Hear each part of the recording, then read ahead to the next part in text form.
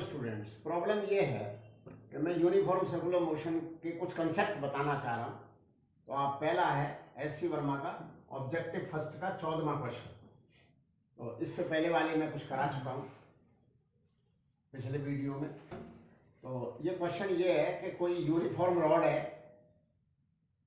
और वो horizontal plane में ओमेगा एंगुलर स्पीड से घूम रही है। जैसे ये हाथ है, ये यूं, तो ये दोनों तरफ तो नहीं चल रहा, वो एक तरफ ही चल रहा है बस यूं हाथ, और घूम रहा है सर्किल में हाथ। तो इसने कहा कि जिस पॉइंट के अबाउट घूम रहा है, ये हो गया पॉइंट सेंटर, उससे L/4 पे एक पॉइंट है और एक 3L/4 पे पॉइंट है।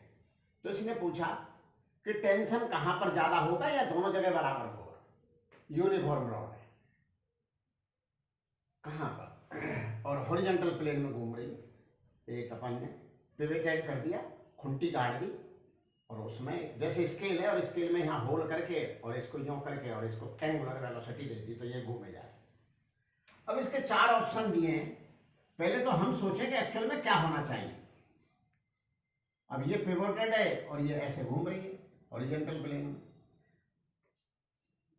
तो इसमें एक्चुअल में बात क्या है, F बराबर ma लगा के सोच लो भाई। फ्री बॉडी डायग्राम बनाना आना चाहिए। तो बोला साहब कैसे बनावे, यहां से L/4 है दूरी पर, तो इतनी रोड का जो एक्सेलरेशन है जो टूवर्ड सेंटर है, तो या तो सूडो फोर्स बाहर मान लो, तो यहां पर जो T होगा L/4 पर, और एक जो यहां पर होगा, यहां पर T1 और यहां पर T2, तो ये वाला T2,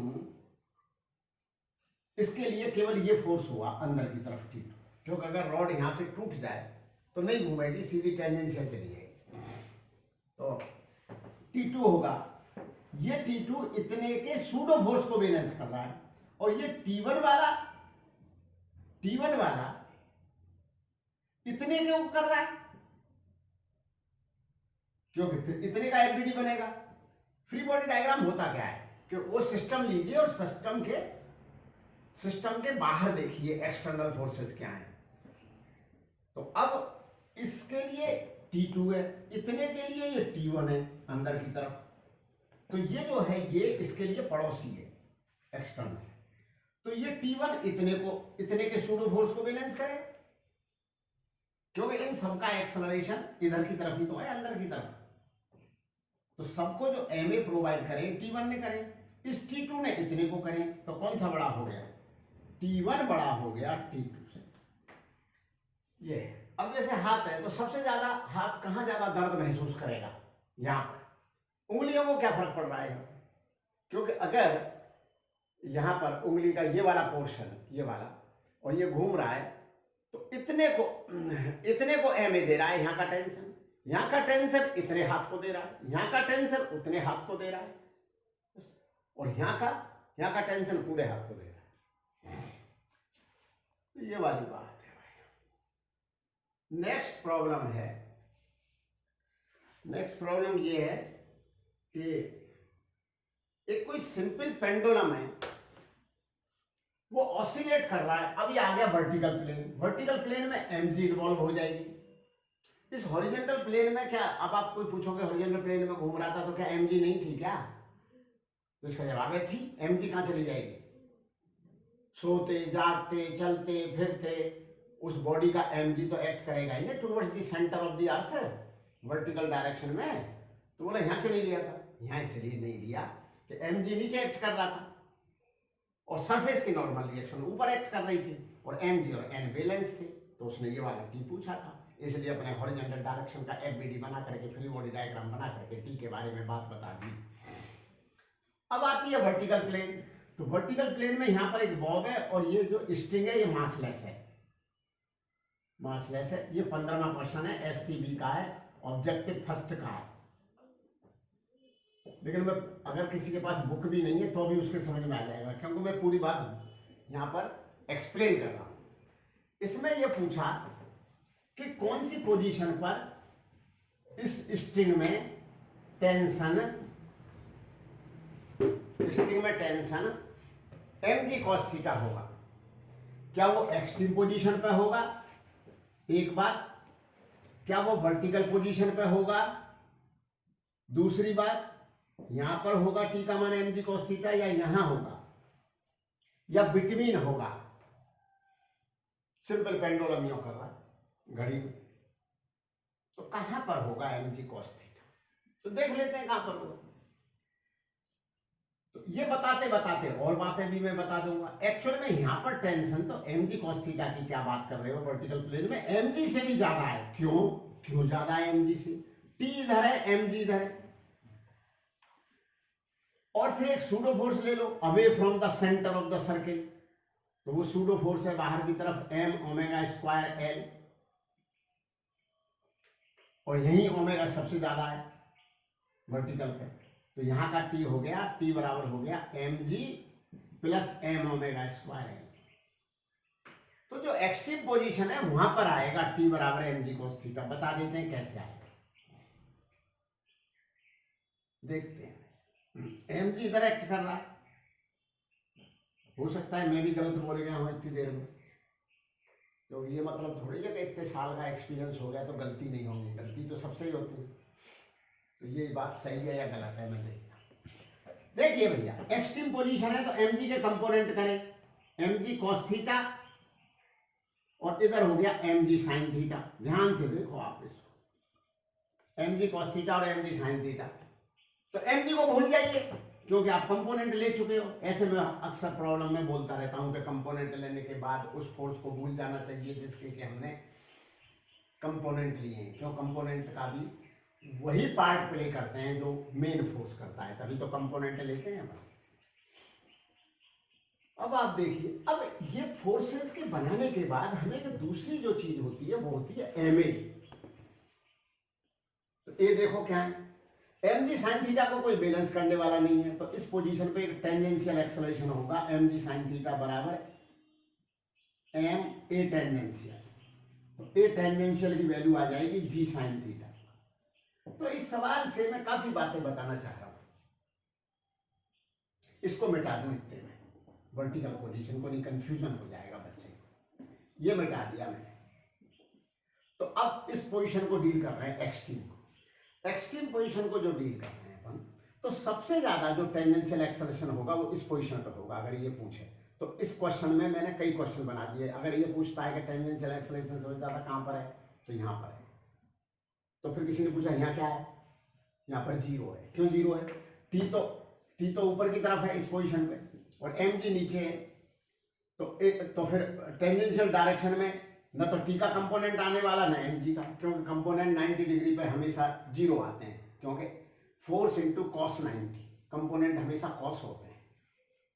आप कहोगे आप तो साइन भी लिखते हो, अरे भैया मैं कॉस ही लिखता हूं। फिर आप कहोगे आप तो सामने ही झूठ बोल रहे, मैं कोई झूठ नहीं बोल रहा। मैं क्या कहने जा रहा हूं वो सुनो। जो एंगल है उस एंगल की कॉस ले लो। यहां पर एंगल 90 माइनस थीटा है तो इसकी कॉस ले लो, तो cos 90 minus theta sine theta हो गया। तो जो एंगल के साथ जो कंपोनेंट होता है वो कॉस होता है। तो ये भी कॉस है और ये भी कॉस है, इस एंगल की कॉस है, तो कॉस 90 माइनस।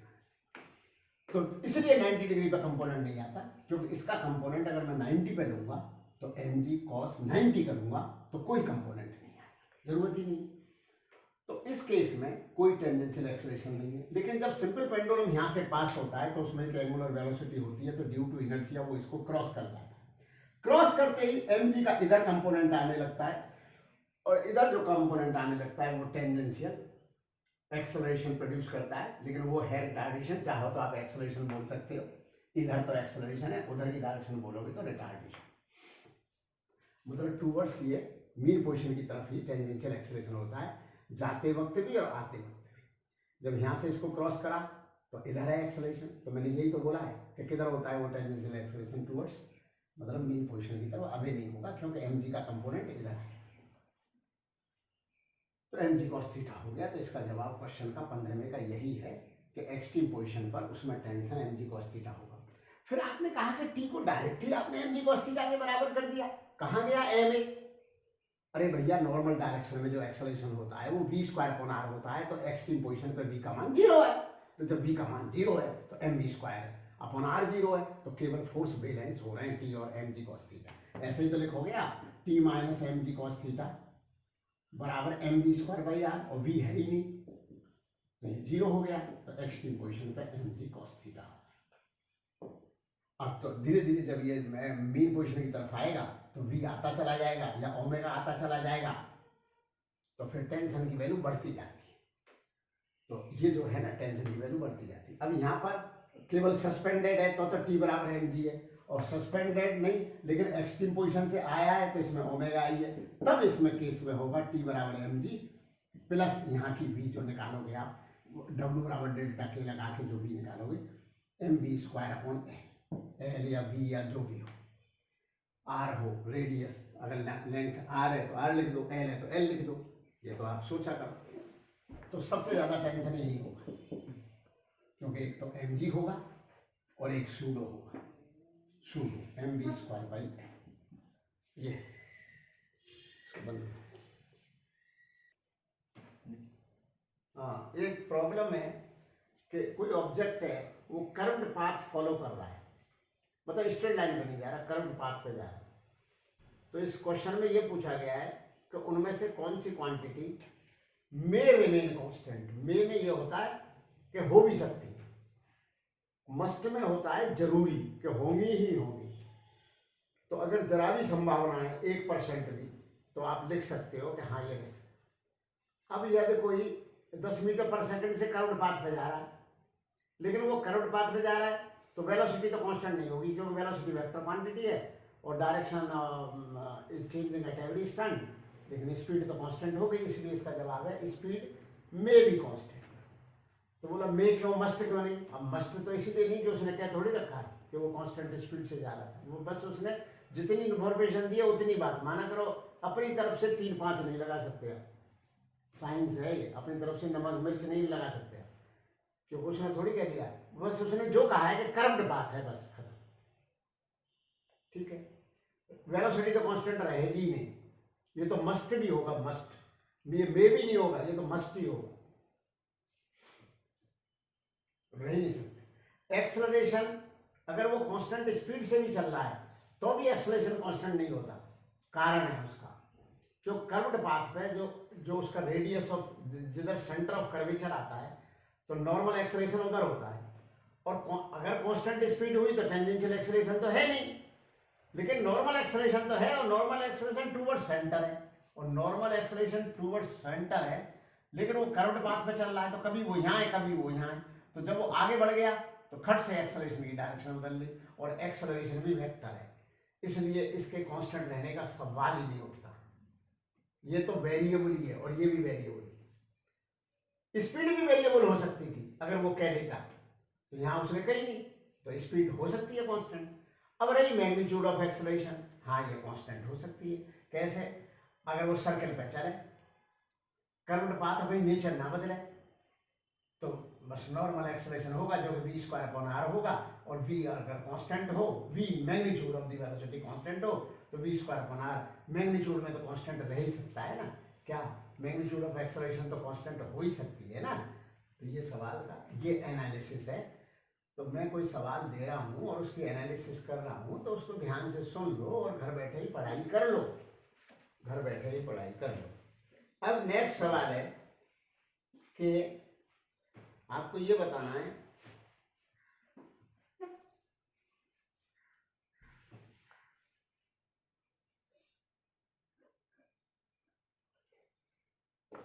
हाँ, कोई कार में सिंपल पेंडुलम सस्पेंडेड था, कार जो है जंप कर गई हवा में,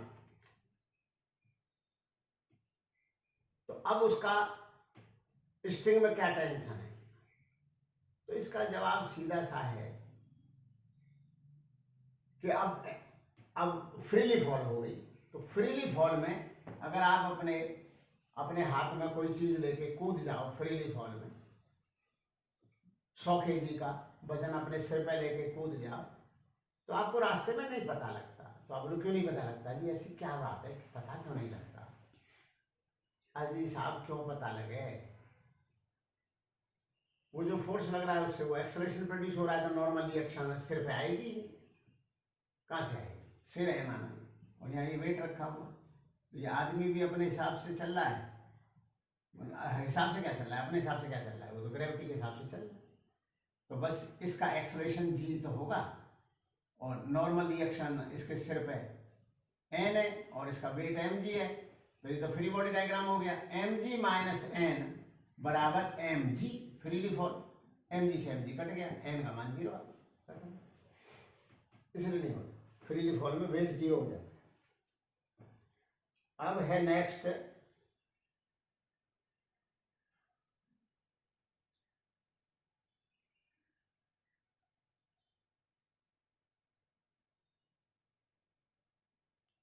ये कहता है कि ऑब्जेक्टिव है, एस सी वर्मा का सवाल है, तो उसके 4 ऑप्शन हैं। तो पहले तो ये बताना पड़ेगा कि सवाल क्या है, और फिर 4 ऑप्शन है तो उनमें से कौन कौन से सही होंगे। तो सवाल ये है कि अर्थ राउंड द सन जा रही है in a circular orbit with a constant speed of 30 kilometre per hour. Earth की जो स्पीड है 30 किलोमीटर पर आवर है। तो हो सकता है इतनी होती हो, लेकिन करीब करीब सर्कुलर पाथ नहीं होता, पर इसने प्रॉब्लम को इजी करने के लिए सर्कुलर पाथ बोल दिया है। इलेक्ट्रिकल ऑर्बिट में घूम रही है वैसे अर्थ, सन अराउंड द सन। तो अब ये 30 kilometre per our circular path में बोल दिया, तो जो बोल दिया उस डेटा को आप यूज करिए, और उस डेटा को यूज करके जो जो ऑप्शन दे रखे हैं उनको बताइए कि उनमें से कौन से सही हैं। तो पहला ऑप्शन क्योंकि ये है सवाल, मोर देन 1 भी हो सकते हैं, इसे वन और मोर देन 1, मल्टीपल चॉइस का है, सिंगल चॉइस का नहीं। तो पहला ऑप्शन मैं पढ़ता हूं और फिर उसकी एनालिसिस करूंगा। पहला ऑप्शन है the average velocity of the earth from 1 January 90 to 30 June 90 is 0। तो कि ये क्या है, सन है और अर्थ यूं घूमी। अब इसमें ये बन जाइए कि वेस्ट टू ईस्ट है, ईस्ट टू वेस्ट है। उसने आधा चक्कर काट लिया, 1 जनवरी 90 से 30 जून 90, 6 महीने हो गए, आधा चक्कर काट लिया। और उसने कह दिया कि इसकी एवरेज वेलोसिटी 0 है। तो ये पूछा है कि ये सही है या गलत। तो पहले तो मैं आपको आंसर बता दूं कि ये स्टेटमेंट गलत है। अब क्यों, कोई बात आई होगी ना दिमाग में कि ये गलत है, तो मैंने ऐसे कैसे बोल दिया। इसलिए गलत है कि एवरेज वेलोसिटी क्या होगी, जब एवरेज वेलोसिटी निकालनी हो तो total displacement upon total time, तो डिस्प्लेसमेंट इसका इतना हो जाएगा 2r।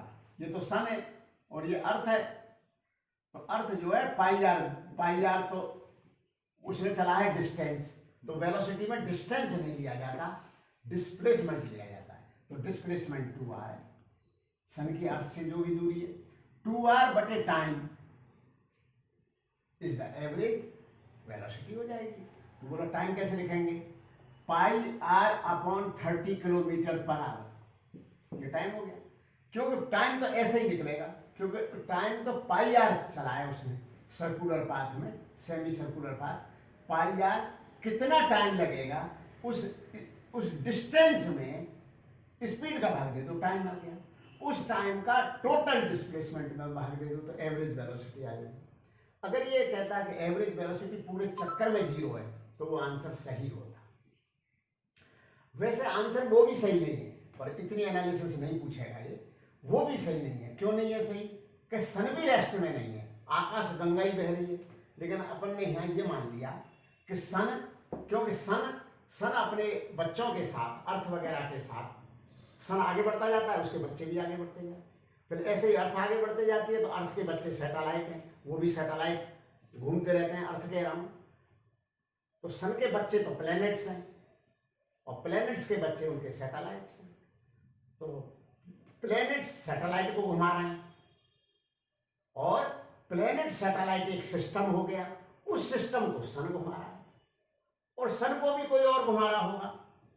तो अपने को उसको वो तो कांस्टेंट मानना है, तो उसको कांस्टेंट मान के, जैसे सन कहीं नहीं जा रहा तो अपन ये कह सकते हैं वैसे अर्थ यहाँ की जगह यहाँ नहीं आई, कहीं और पहुंच गई होगी, क्योंकि इतनी देर में ही सन यहाँ कहीं पहुंच गया होगा यहाँ पर। तो वो नहीं मानना होगा, क्योंकि वो अपने को पता ही नहीं है, मानेंगे पता तो ये भी नहीं। पर जो अजम्पशन दे दिया उससे ही सवाल करने होगा। तो इसमें ये था कि अर्थ, हाँ, फिर कहा कि average acceleration during the above period is 60 kilometre पर सेकेंड स्क्वायर। ये मैंने गलत दे दिया था डाटा, तो इससे कोई फर्क नहीं पड़ेगा कंसेप्ट में। एक्चुअल में अर्थ की स्पीड 30 किलोमीटर पर सेकंड बता रखी थी, पर आवर पे मैंने भी सोचा था कि यार इतनी कम से घूमती है क्या, पर मैंने कि होगा डेटा होगा, मैंने ऐसे सोच लिया कि होगा डेटा 30 किलोमीटर पर आवर से चलती होगी। पर सेकंड बहुत ज्यादा होती है। हाँ, तो पर सेकंड बहुत ज्यादा है, तो 30 किलोमीटर पर सेकंड। अब इसने कहा कि इसका जो average acceleration during the above period is 60 kilometre पर सेकंड स्क्वायर है। क्या क्या एवरेज एक्सेलरेशन।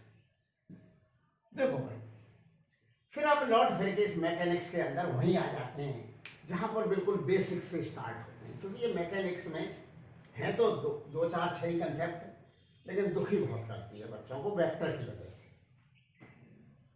फिर वहीं आगे वेलोसिटी, एक्सेलरेशन, डिस्प्लेसमेंट, फलाना ढिमका। अब इसको 60 किलोमीटर पर सेकंड स्क्वायर क्या कह रहा है, एवरेज एक्सेलरेशन। अब एवरेज एक्सेलरेशन अगर आप डिटरमाइन करना चाहते हो तो आप एवरेज एक्सेलरेशन की डेफिनेशन पे जाओ ना। बोलो डेफिनेशन पे कैसे जाते हैं, सोचो ना क्या होती है। एवरेज वेलोसिटी टोटल डिस्प्लेसमेंट बटा टोटल टाइम, और average acceleration change in velocity during that time interval upon time, क्योंकि acceleration rate of change of velocity है ना, तो change in velocity upon time. तो अब इसको करते हैं कि वेलोसिटी स्केलर है, तो आप लोग चेंज तो हो ही ना रही, उसने कही 30 किलोमीटर पर सेकंड से, लेकिन नहीं, स्पीड चेंज नहीं हो रही, वेलोसिटी तो हो रही है, क्यों डायरेक्ट। तो आधे चक्कर में क्या हुआ इसने, अब मैं देखता हूं इसने आधे चक्कर की बात करी है क्या, ड्यूरिंग द एबव पीरियड, मतलब आधे चक्कर की ही बात करी है। With constant speed the earth goes around the sun, average earth from. अच्छा, अब ये देखो इसने कहा कि एवरेज एक्सेलरेशन, तो चेंज इन वेलोसिटी मानी जाएगी 30 किलोमीटर पर सेकंड इधर, 30 किलोमीटर पर सेकंड इधर, इसमें से माइनस करेंगे तो माइनस माइनस प्लस हो जाएगा, तो 60 आ जाएगा, 60 किलोमीटर पर सेकंड। तो change in velocity upon time, upon time. तो बोलो टाइम कैसे पता लगे, टाइम तो खुद ही कह दिया ना उसने, 1 जनवरी 90 से मतलब 30 जून 90, 6 महीने, 6 महीने में 180 दिन होते हैं, 180 दिन होते हैं, दिन के क्या बना लो,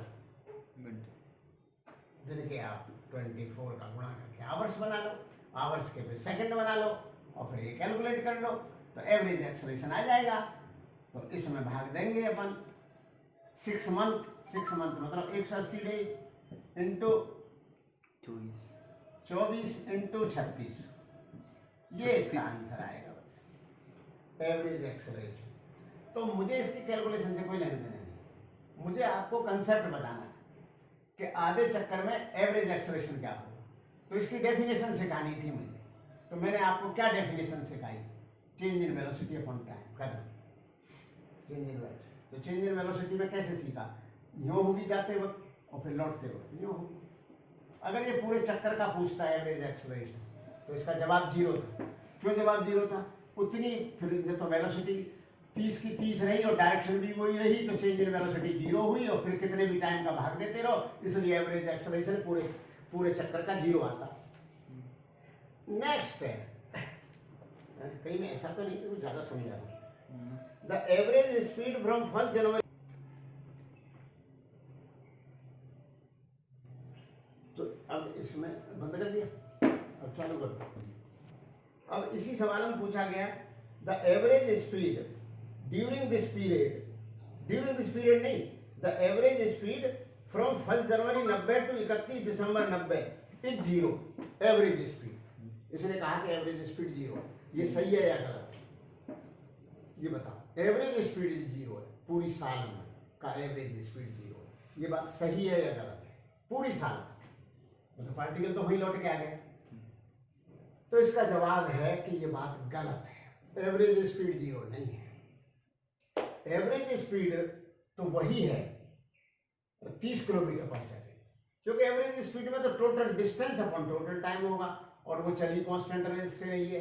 अब यहाँ से हम श्रीनाथ जी गए, कांस्टेंट स्पीड से जा रहे हैं, लौट के घर आ गए, तो एवरेज वेलोसिटी जो होगी वो 0 होगी घर आने, लेकिन एवरेज स्पीड 0 नहीं होगी। हम 12 घंटे में लौटे 1000 किलोमीटर चल के, या 10 घंटे में लौटे 1000 किलोमीटर चल गए, तो हमारी जो एवरेज स्पीड है वो 100 किलोमीटर पर आवर, 20 घंटे में लौटे तो 50 किलोमीटर पर आवर होगी, लेकिन एवरेज वेलोसिटी 0 होगी, क्योंकि वही लौट के आ गए, तो टोटल डिस्प्लेसमेंट होगा टोटल टाइम। और इसमें क्या होगा, टोटल डिस्टेंस, और डिस्टेंस हमने बता दिया कि आना जाना 1000 किलोमीटर बता रही है कार, तो ठीक है, तो वो 0 नहीं होगी एवरेज। अब कहता है instantaneous acceleration of the earth earth points towards the sun. इसने कहा कि जो इंस्टेंटेनियस एक्सेलरेशन है अर्थ का, वो हमेशा सन की तरफ है। इसका क्या जवाब है? ये जवाब सही है, क्योंकि वो कांस्टेंट स्पीड से चल रही है, तो हमेशा एक्सेलरेशन v² है। अगर एक्सेलरेशन की वो डायरेक्शन, ये पूछे कि एक्सेलरेशन कांस्टेंट है, तो हम तो कह देंगे एक्सेलरेशन वेरिएबल है।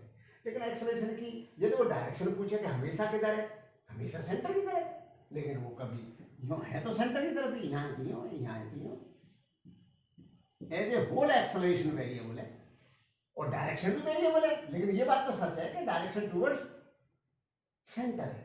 तो बोला ऐसा कैसे बता देते हो आप?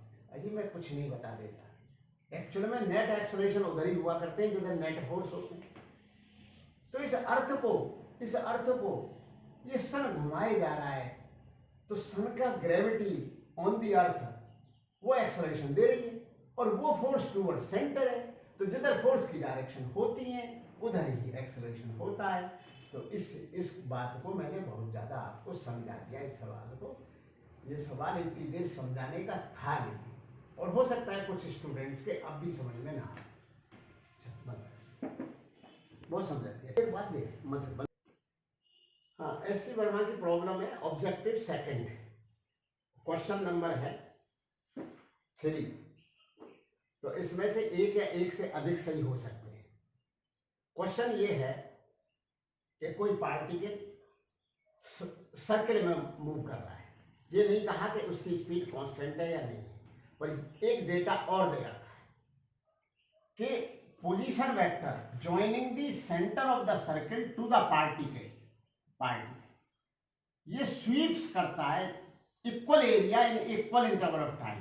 मानो 1 सेकंड में 30 डिग्री गया, या कुछ भी मान लो, फिर अगले 1 सेकंड में भी 30 डिग्री जाएगा, फिर उससे अगले 1 सेकंड में, मतलब sweeps equal area in equal interval of time. तो ये एरिया झाड़ू लगा रहा है, पोजीशन वेक्टर झाड़ू लगा रहा है, sweeps equal area in equal interval of time, equal area. अब 4 ऑप्शन है इसमें। पहला कि ऐसा लग रहा है, मतलब ऑप्शन है, फिर हम जवाब देंगे कि ये सही है गलत। वेलोसिटी रिमेन कांस्टेंट, ये आंसर गलत है। क्यों गलत है? इससे ये जरूर पता लगा sweeps equal area in equal interval of time, इसकी स्पीड कांस्टेंट है, मतलब मैग्नीट्यूड कांस्टेंट है वेलोसिटी की, और वेलोसिटी तो वेरिएबल है ही, क्योंकि वेलोसिटी की डायरेक्शन तो टेंजेंट होती है, और टेंजेंट हर स्टैंड पे बदलना यहाँ पर। अब स्पीड तो कांस्टेंट हो गई, वेलोसिटी वेरिएबल हो गई। अब आता है एक्सेलरेशन रिमेन कांस्टेंट। तो इसका एक्सेलरेशन जो होता है नॉर्मल एक्सेलरेशन v²/r है, तो v तो हम पहले ही पता लग गई है कांस्टेंट है, तो v²/r तो मैग्नीट्यूड में तो कांस्टेंट हो गया ये एक्सेलरेशन। लेकिन डायरेक्शन हम बदलेगा, जब ये यहाँ पर है तो डायरेक्शन एक्सेलरेशन इधर है, जब ये यहाँ पर है तो इधर है, तो ये डायरेक्शन और ये डायरेक्शन तो अलग अलग है ना, इसलिए एक्सेलरेशन इज नॉट कांस्टेंट। अब ये कहता है कि टेंजेंशियल एक्सेलरेशन होता है due to change in magnitude of the velocity. अब स्पीड तो तुमने पहले ही पता कर ली, जो गिवन डेटा है उससे पता कर ली कि स्पीड कांस्टेंट है, तो स्पीड कांस्टेंट है, और अब स्पीड ही कांस्टेंट है, तो टेंजेंशियल एक्सेलरेशन टेंजेंट होता है, और टेंजेंशियल एक्सेलरेशन होता ही v की मैग्नीट्यूड के चेंज होने से, तो टेंजेंशियल एक्सेलरेशन का मान 0 है। बोलो साहब टेंजेंशियल एक्सेलरेशन की डायरेक्शन तो टेंजेंशियल होती है, लेकिन वो तो बदल रही है, लेकिन वो बदल भी रही है तो भी कांस्टेंट कहूंगा मैं। क्यों?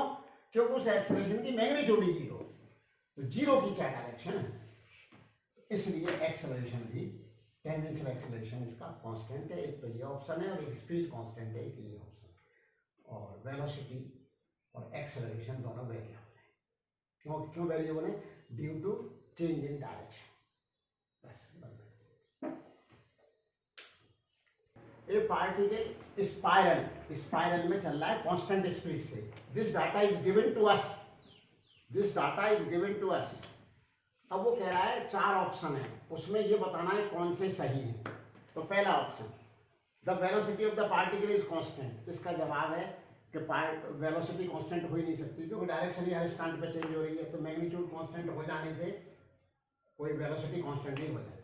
तो ठीक है, गलत है, वेलोसिटी इज नॉट कांस्टेंट, इसने कही है कांस्टेंट है। The acceleration of the particle is constant. वो तो सर्कुलर पाथ में ही नहीं होता कांस्टेंट। अगर कांस्टेंट स्पीड से चल रहा हो, सर्कुलर पाथ में चल रहा हो, तो एक्सेलरेशन कांस्टेंट नहीं होता, क्योंकि एक्सेलरेशन की डायरेक्शन हर स्टैंड पे चेंज होती है, क्योंकि एक्सेलरेशन की direction towards centre of the circle होती है।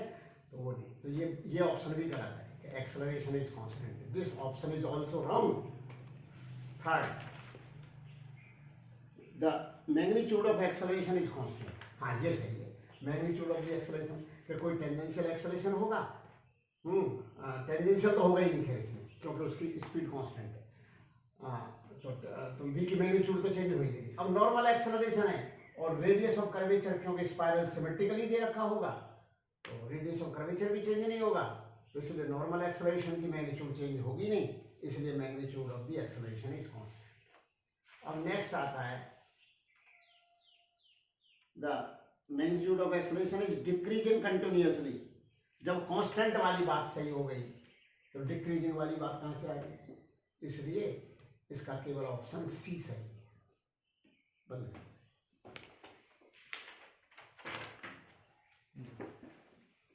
एक कोई car is moving with a certain tangential acceleration a on a circular path of radius r और horizontal में ही मूव कर रही है कार अर्थ पे।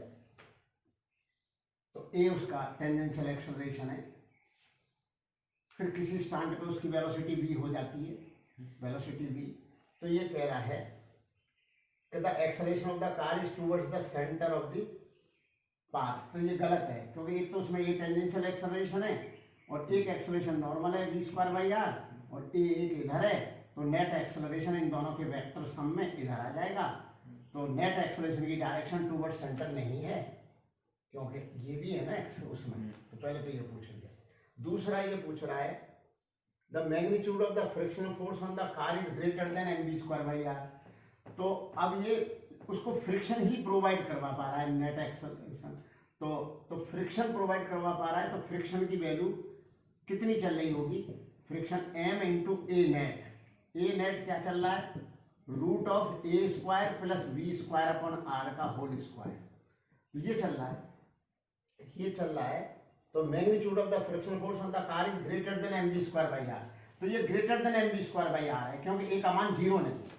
यदि ए का मान 0 होता तो फ्रिक्शनल फोर्स उस पर mv²/r होता, क्योंकि फ्रिक्शन ही उसको दे रहा है वो, क्योंकि जो कार के बाहर एक्सटर्नल फोर्सेज होंगे वही कार को एक्सेलरेट कर पाएंगे। कार का इंजन जो है कार को एक्सेलरेशन नहीं प्रोवाइड कर सकता, ट्रांसलेट नहीं हो सकता। तो एक्सटर्नल फोर्सेज में क्या आएंगे? फ्रिक्शन आएगा, अर्थ की रिएक्शन आएगी, mg आएगा। लेकिन रिएक्शन और mg तो बैलेंस हो जाते हैं, नॉर्मल रिएक्शन अपवर्ड होती है, mg डाउनवर्ड होता है। तो फ्रिक्शन ही कार को एक्सेलरेशन देता है। जब एक्सेलरेशन ही मोर देन v²/r है, तो friction force more than mv²/r है, क्योंकि एक टेंजेंशियल भी जो एक्सेलरेशन मिल रहा है वो फ्रिक्शन से मिल रहा है। तो नेट फ्रिक्शन फोर्स इधर लग रहा होगा, तो फ्रिक्शन फोर्स की वैल्यू जो बड़ी होगी वो इससे बड़ी होगी, मोर देन m गुणा v²/r, और इससे भी बड़ी होगी m गुणा a। और कितनी चल रही होगी? इतनी चल रही होगी। अब ये नेक्स्ट ऑप्शन इसने उसके ऊपर दिया है, the friction coefficient between the ground and the car is mu and not less than is mu, जो लेस देन a/g से लेस नहीं है। अब फ्रिक्शनल फोर्स की जो मैक्सिमम वैल्यू है वो म्यू mg हो सकती है। तो म्यू mg जो फ्रिक्शनल फोर्स है वो जो है म्यू mg, तो म्यू mg का मान बड़ा होना चाहिए जो रिक्वायर्ड है। अगर कम रह गया तो वो फ्रिक्शन उसको दे ही नहीं पाएगा। अगर अपने चाय बनानी है 20 कप, ठीक है, अपने घर में 4 किलो चीनी है तो 4 किलो थोड़ी डाल दो, तो जितने कप बनानी है तो चीनी या तो उतनी हो या उससे ज्यादा हो, ज्यादा हो तो हम चीनी छोड़ देंगे। ऐसे ही फ्रिक्शन का मामला है। तो जो जितना फ्रिक्शन मैक्सिमम जो लिमिट होती है फ्रिक्शन की, वो वैल्यू रिक्वायर्ड से ज्यादा हो, कम होगी तो ये फ्रिक्शन, ये एक्सेलरेशन प्रोड्यूस नहीं हो सकता, तो कार बाहर की तरफ स्किड कर जाएगी। तो mu M G is the maximum limit of friction. तो ये वैल्यू इससे तो ज्यादा ही होगी ना, इससे एम ए से भी ज्यादा होगी और इससे भी ज्यादा होगी। क्यों? क्योंकि फ्रिक्शनल फोर्स इतना तो लग ही रहा है ना, इतना लग रहा है, तो ये चीज एम ए से तो ज्यादा है, ये चीज एम ए से तो ज्यादा है, क्योंकि इसमें बी स्क्वायर अपॉन आर का होल स्क्वायर ऐड होके स्क्वायर होके जब रूट आ रहा है तो this value is more than M A. और यही वैल्यू अलग अलग है, ये बात, ये यही वैल्यू उससे भी बड़ी है, A square plus B square M B square upon R से बड़ी है, क्योंकि ये वैल्यू तो इन दोनों का स्क्वायर होके रूट होके तब आ रही है। तो म्यू एम जी इससे तो बड़ा ही रहा होगा, तो म्यू जी का ए से बड़ा होगा ए से, तो म्यू का ए से बड़ा होगा ए बाई जी से। तो बोलो सब नहीं है बड़ा, तो नहीं है बड़ा तो कार ऐसे नहीं चलेगी, कार टेंजेंशियल एक्सेलरेशन भी दे दे फ्रिक्शनल फोर्स और म्यू छोटा भी हो, तो जो है म्यू एन जो है जो रिक्वायर्ड वैल्यू है उससे ज्यादा हो या बराबर हो। बोला नहीं हुई तो नहीं हुई तो नहीं प्रोड्यूस करेगा वो एक्सेलरेशन, कार का रेडियस ऑफ कर्वेचर बढ़ जाएगा तो बी स्क्वायर अपॉन आर घट जाएगा, कार स्किड कर जाएगी बाहर की तरफ। तो आज हम इतना ही पढ़ते हैं, ठीक है ना।